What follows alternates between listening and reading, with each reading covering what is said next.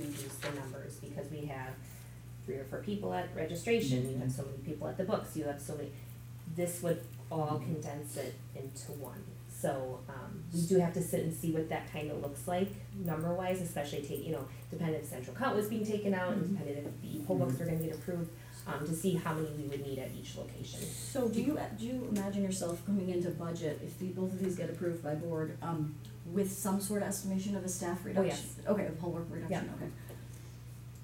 So I have a question.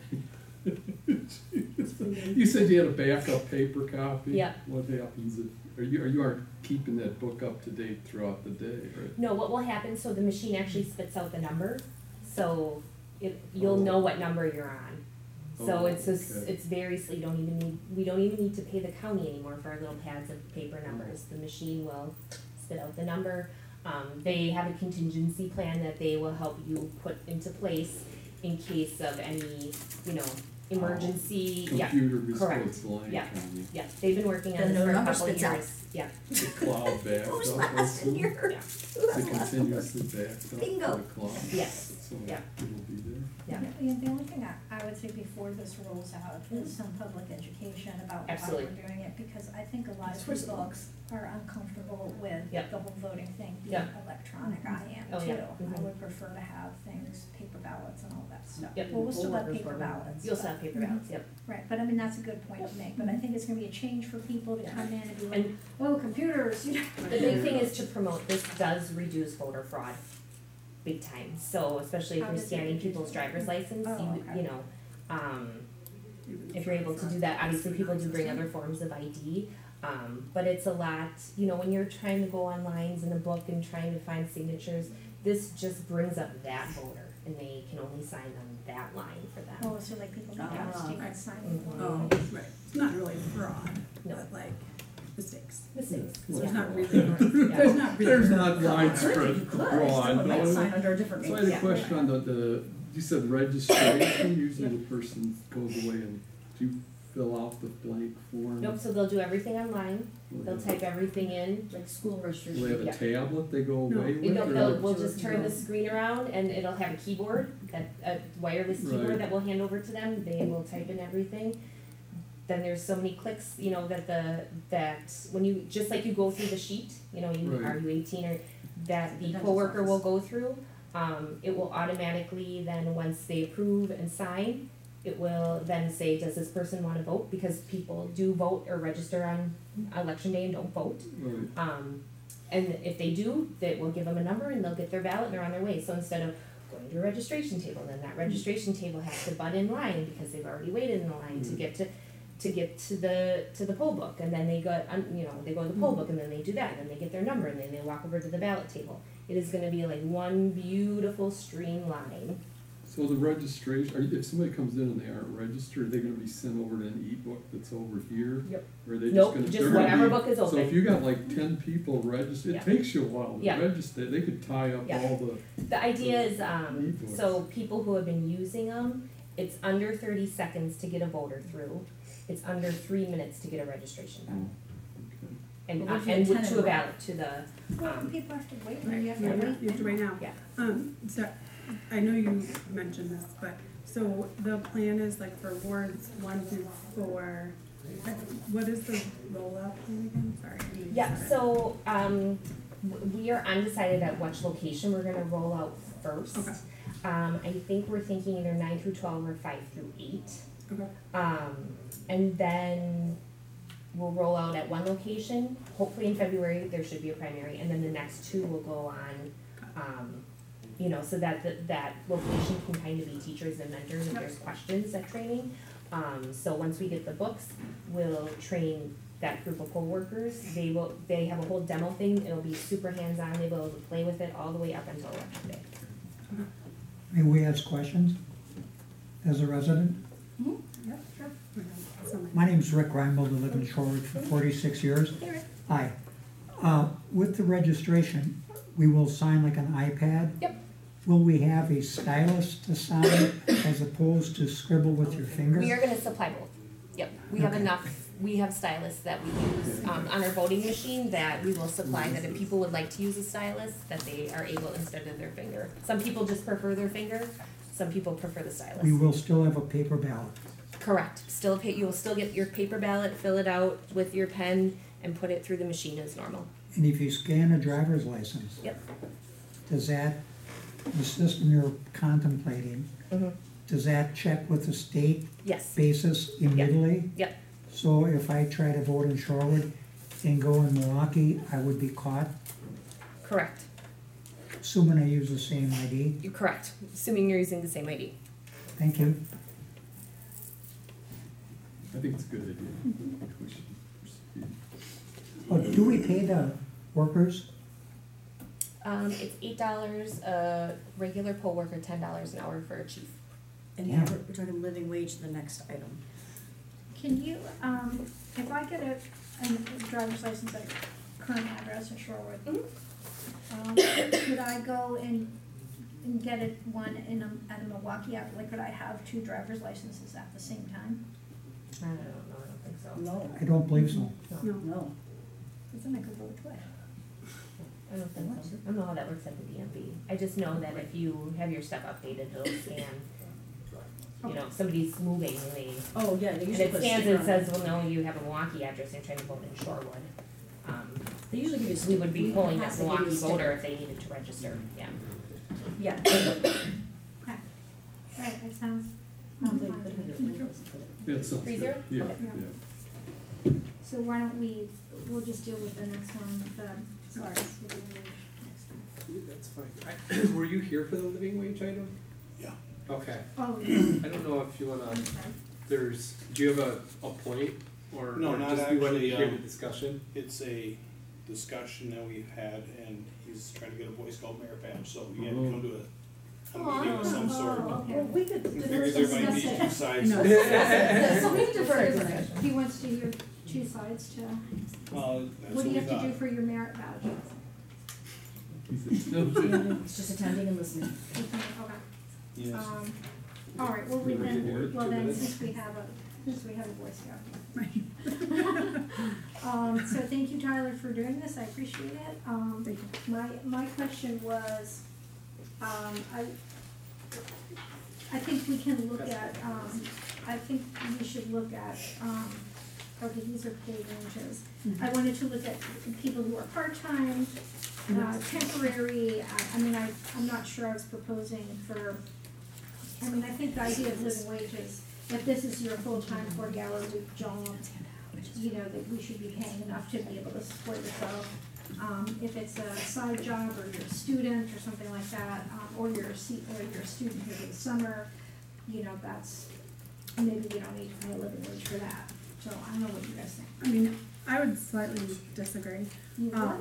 Yeah, I missed that. I mean, just knowing what is happening with minimum wage throughout the country and what is happening with the labor pool in general, I think if we're not looking at those trends, that we're not going to be able to compete and be able to hire even part-time workers who could work at Target for You mean $15 the an hour. private sector? Yeah, I mean, you know, if you're home from college and you know, need a job in the summer and you're gonna work, you know, in DPW, or you're gonna work, you know, unpacking boxes at Kohl's, you're gonna make more there. So, yes, it is a private sector job, but, so I mean, that's my other thought, is the living wage part of it is important, but also to remain competitive. But can I ask a question about that? I really don't know. The private sector we don't have a law that says you're paying minimum living wage, right? So why, it seems odd for me that the statistics are showing that they're raising their wages. Usually it's the opposite, government raises them first. So how is that, and we have numbers for that show that we're not competitive as a government? You said looking at the trends. I mean, across the country, the minimum wage is, you know, and obviously there are different COLAs that, you know, contribute to those decisions, but I mean, even in like Kansas City and, you know, other smaller markets, they're, you know, close to $15 an hour. For similar work. So I I just like to see those numbers, just only because it's I think usually like a full. library clerk, that would probably be similar, or library aide, yeah.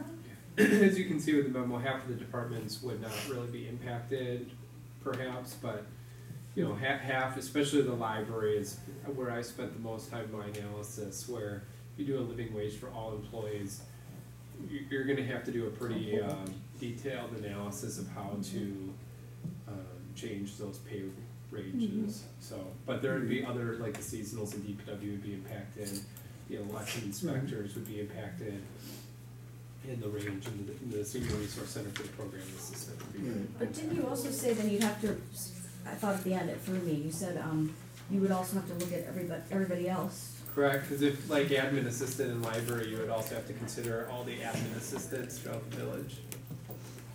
So, yeah, and I did my best guess in showing what the financial impact would be in 1 year. Obviously, it would be a comprehensive or additive. Are these library positions at the end, when you say part-time, 15 to 20 hours, was that this particular person who's there, or is the position for 15 to 20? There's multiple people that do that, and depending on the person, they either work 15 or 20 hours. And there are multiple Library, people. yeah. Yeah, And- the and shelver. Same with the shelver, we have, most work 10, but there might be some that would work a But does few it say, more hours. but does it, in our definition of the shelver position, is it 15 or fewer hours? Or is it just how it happens to be the people who are hired who want to work there? Talking about the job description? Yes. Yeah, the job description states like 15 or 10, I think it's like 10, 15 hours or something like that. The job There's a description reason. is, the job description is the same whether you work 15 or 20 hours a week. But do we But you specify how Is many there a hours per week? maximum? Like if somebody wanted to work 25, could they, or is the job, Yes. they could, okay. They- Or Thanks not- for- I mean, if we have a customer service need, let's say someone's out, we have a vacancy, they are capable of working more than 20 hours a Can week I- or 15 hours. So Tyler, you do a wage salary study, but, you know, with different positions occasionally, I don't remember. Yeah, since about I've every been other here, year or so. Right? Yep.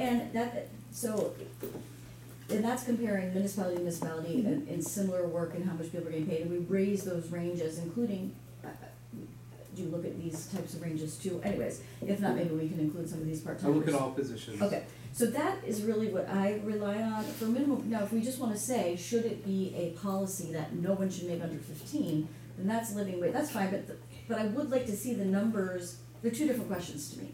One is, well, all other municipalities are paying this, you know, in this range, but if you wanna pay more, then, or whatever it is, the living wage, then we could for library aides, because it's a policy decision, because we feel like That's right, it's a living wage is a policy decision, absolutely. So, And it may not be backed up by actual data and Right. comparison. right, that's what I'm saying. Right. Right, so, so my question is, if we raised there are some people in the municipal government right now that make about 15. If you raised up others to the living wage of 15, then you need to raise those, you know what I mean? Like, how do you distinguish between a librarian? I touch on that in the memo. Yeah, that's what I was talking about. So You it's not show- just those that are below 15, Right. there are other Right. positions that will be.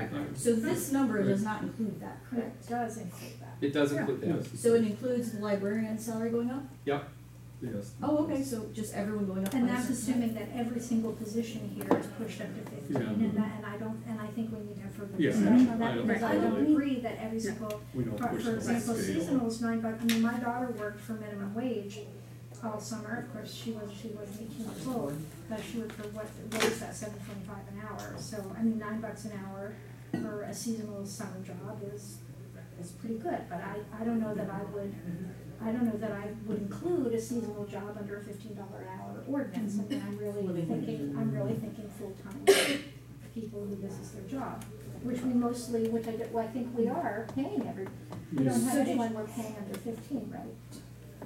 But we have people whose ranges are below 15. full-time, correct, Full-time, but everyone full-time is making at least 15. correct, but we would still wanna adjust The that one, ranges. yeah, the pay range, so. I don't, So question for. I don't, can I speak? I didn't Since I'm finish, on I was the cut off, council. but yes. So you know, just cause you're working like 10 hours, there are people getting 3 or 4 Right, part-time yes, jobs. right. And they're the ones that really, you know, that's how they never get out of poverty, they never, so as an employer, 15, just because you got 3 jobs, you can't work full time.